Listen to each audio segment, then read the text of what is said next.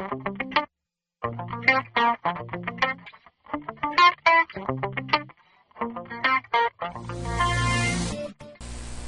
hey everybody, it's Mrs. Johnson again.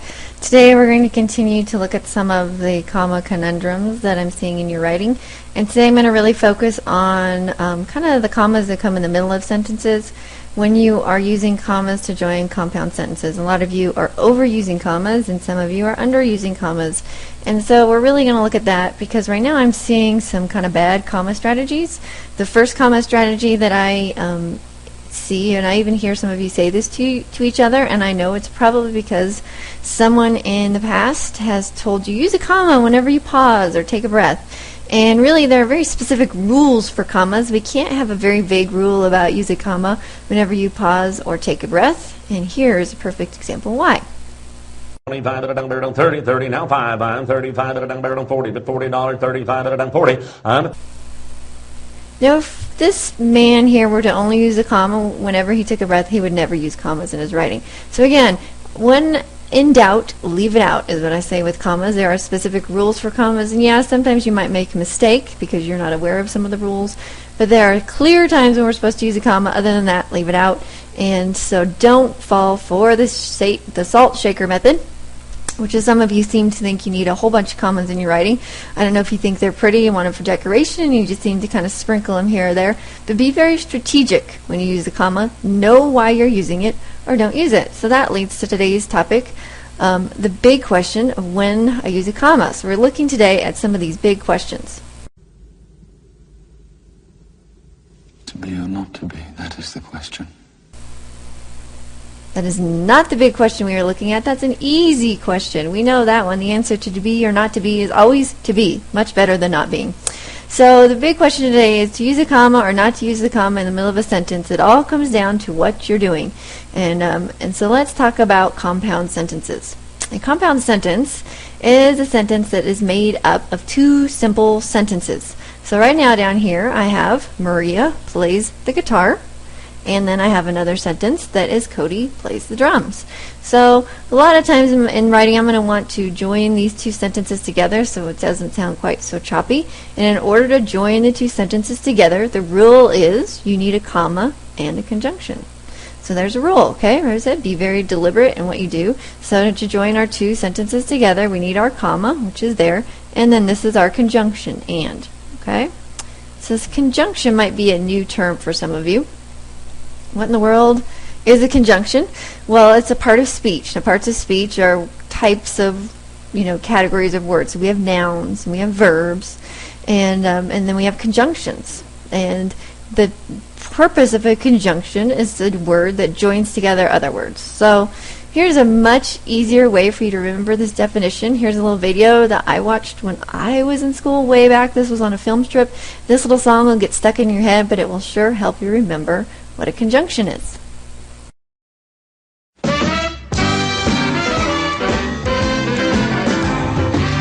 Conjunction, junction, what's your function? Hooking up words and phrases and clauses. Conjunction, junction, how's that function? Alright, so now that we know what a conjunction is, let's learn a little mnemonic device for remembering those.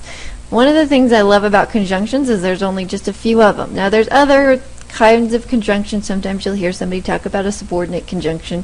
I'm talking about plain old normal, everyday, the regular old conjunctions. There are only 7, and I remember them with this acronym, fanboys. Okay, you want to write this down in your notes. So you write fanboys in your notes, and then we need to know what each of these stands for. So the F in fanboys stands for the word for. F-O-R is a conjunction. Not always, but when it's joining two sentences it is. Okay, we'll talk about examples in a minute. And is always a conjunction, probably one of the one that is used the very most. So our next conjunction is and. The N is for nor. Okay. Now if you're trying to work ahead and guess and see what the B is for, I bet a lot of you are thinking because you'll use because in your sentence to kind of join two thoughts. Like, I had to go to the mall because I needed to return my shirt. That is not a conjunction. That's not the regular kind of conjunction. And I see you all putting commas before because all the time. Please stop. The only conjunction that starts with a B that needs a comma with it is the word but, as in, I would like to come over, comma, but I have to do my homework first. Okay, so not because. Not because. Please remember that. The O in the fanboys is for or. The Y is for yet. You all don't use that one too much. And then the one that's used kind of the least and can often be not acting as a conjunction is so. So, for and or, but, or yet so. You can also join two sentences together with a semicolon. Today, we're focusing on commas. So today we're going to really look at commas. Alright, so let's look at some of these sentences together. Okay, I like playing baseball. Basketball is my favorite sport. So there's very two simple sentences, really choppy together. I can really smooth that out and add a lot more flow to my writing if I join those with a conjunction.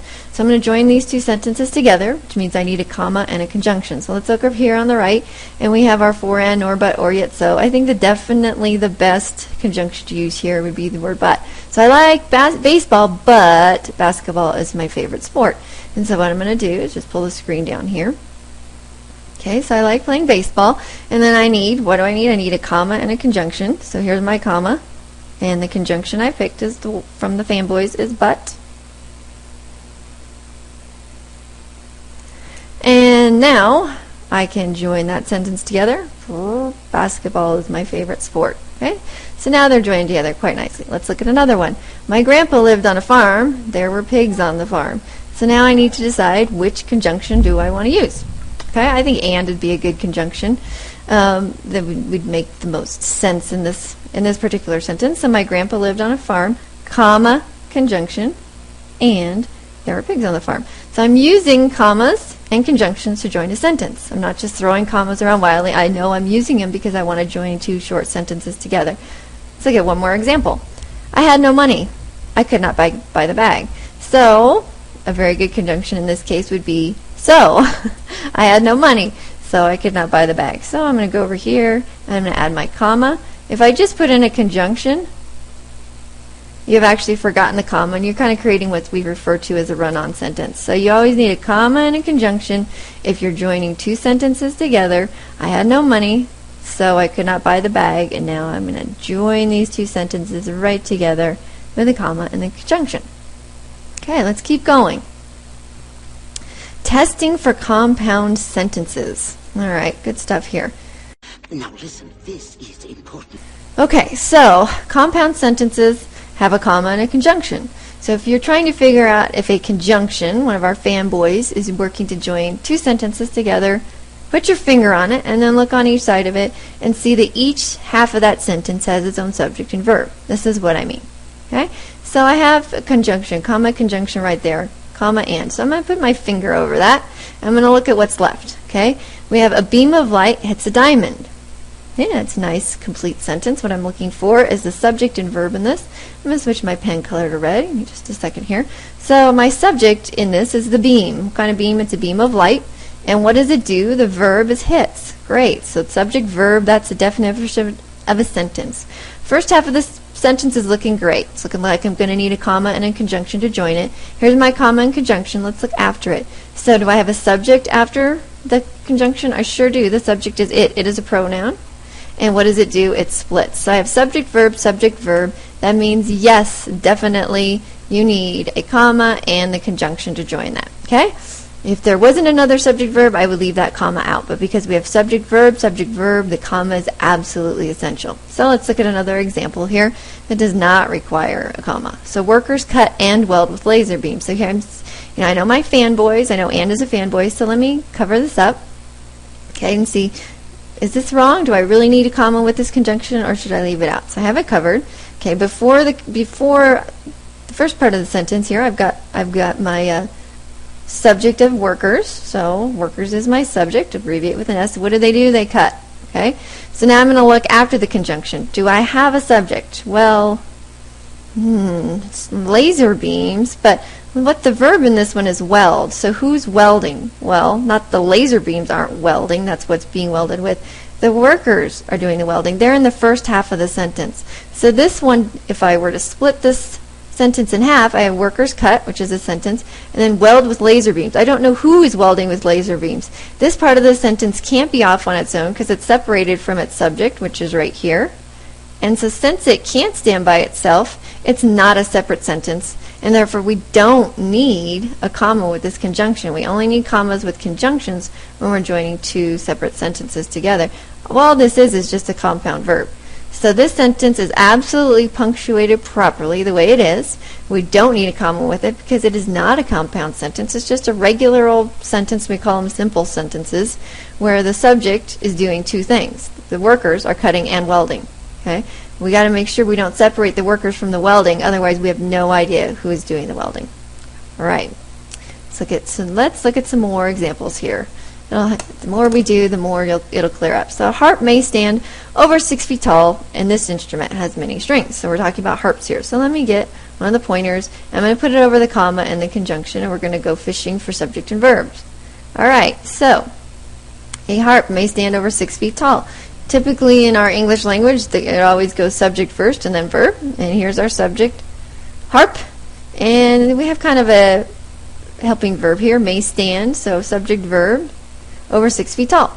This instrument has many strings, so this is where my sentence is being split. So after the comma conjunction, I should find another subject. Instrument is my subject and has many strings. Subject verb, great compound sentence. It does need a comma and a conjunction, and that's exactly how it's punctuated. So we would leave that in there.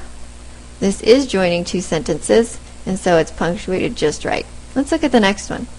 A violin has 4 strings, but a guitar usually has 6. So we have a comma and a conjunction covered up. Make sure that you have 2 complete sentences on either side. Okay, so what is our subject? Again, we have violin. And then the verb is has. What does the violin has? What does it have? It has 4 strings. Okay, let's look after the comma conjunction. Do we have another subject? We do. There's guitar. And a guitar has 6 strings. Subject, verb. So again, we have 2 sentences. This is where they're being joined. And so where they are being joined, we have to make sure that we have a comma and a conjunction. There's our comma and there's our conjunction. Let's do one more example. The cat ate the dog's food, so the dog chased it. So again, I'm going to cover up my comma and conjunction and make sure that 2 sentences are being joined here. If not, I would leave that comma out. So let's look over here. Okay, so we have a cat and a dog in here. I told you just a second ago that it usually always goes subject verb, but so I'm guessing cat's probably the subject. But let's see what our verb is. There is a distinct action in this one. It's an easier verb to spot. Ate. Who's doing the eating? Well, the cat is.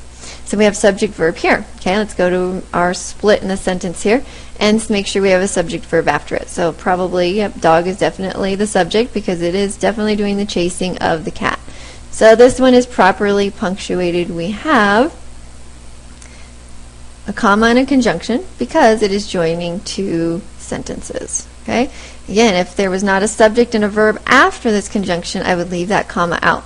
So again, the rule is you're going to use a comma to join 2 sentences with a conjunction. You're not going to just throw commas around wildly. You'll look for a conjunction and you'll figure out if you need a comma to go with it. So the real question here when it comes to this rule with commas is knowing whether or not you have a simple or compound sentence. And I know you've done work with this before. You probably just kind of forgetting it. One of those exercises, classify simple or compound. Here's the way I remember a compound sentence. Okay, compound fractures are those really nasty bone fractures. And I think of the ones I've seen while watching Monday Night Football. Joe Theismann gets hit in the leg, and the bone actually splits in half and punctures through the skin. So it's not a break where like you have a crack in it, but your bones are still connected. Compound fracture is where it's literally split, usually pops through the skin. It is a nasty fracture, but a compound fracture makes the bone into 2 parts. A compound sentence has 2 parts. So for me, I think of compound sentences like compound fractures, 2 parts. All right, that works for me. Maybe figure out something that works for you. We're going to just go through the next slide here for a quick review of simple or compound sentences. Okay, so we're going to look at these sentences here. I am the master, so you must obey me. And if it helps you, you can always come over and grab the little pointer and drag it over here. A little large. So I'm going to shrink it down so it fits over our comma and conjunction. Okay, I am the master. Oh, that's just not going to work because this isn't a table. So I'm just going to undo that and get that out of our way. Okay, so I am the master, so you must obey me. What I'll do, just to make it easier, is we'll come in here and we will circle our comma conjunction. Okay? So I am the master. I is in the subject. Am is our verb, the master. And then after our comma conjunction, I have the subject, you must obey me. Okay? So this is two sentences being joined together. It is compound. It's two different parts, like a compound fracture. So since it's two different parts, two different sentences joined together with a comma conjunction. All right? Your dog and cat are cute. Now right here, I see a conjunction, but there's no comma with it. Okay? And that's because at the beginning of this, before the conjunction, I have your dog. Okay, so I have a subject. I don't have a verb. Your dog what? Or your dog it. I mean, there's nothing there. The verb doesn't really come until after the conjunction. The verb is one of those linking verbs. Your dog and cat are cute. Or if the cat was left out, it would be your dog is cute. This is just a conjunction making a compound subject. Both of these guys are cute. But because it's not subject verb and subject verb, this is just what we call a simple sentence. Okay, it's just one sentence. We can't split it into different parts like a bone splitting into two parts. It has to always stay together. We can't separate any of these parts. They all have to go together, otherwise we don't know where the verb is that goes with the subject. It gets very confusing and doesn't even make sense. So everyone likes movies, comma, yet not everyone likes action movies. So here's our comma and our conjunction. Okay, so we just to double check that this is a compound sentence, we should have subject verb. Our subject is everyone in the world. The verb is likes movies. And then afterwards, yet not, we have another same subject, everyone likes action movies. So we got two sentences glued together with a comma and a conjunction. That makes another compound sentence. Let's look at this one. The naughty kid needed a timeout. Well, there's not even a conjunction in this sentence. There's no fanboys, there's no for, and, nor, but, or, yet, so. So I'm not even going to spend any time looking. There's no introductory clause. So this one is an easy, simple sentence. Okay. All right, this is where we put it all together. This is tomorrow's warm-up quiz. So I'm hoping as you look at these and immediately you go, oh, some of those are missing parts because they don't have a comma and a conjunction. So some are right, some are wrong. Tomorrow we'll work through it. So bring your questions to class and hopefully this will be a piece of cake.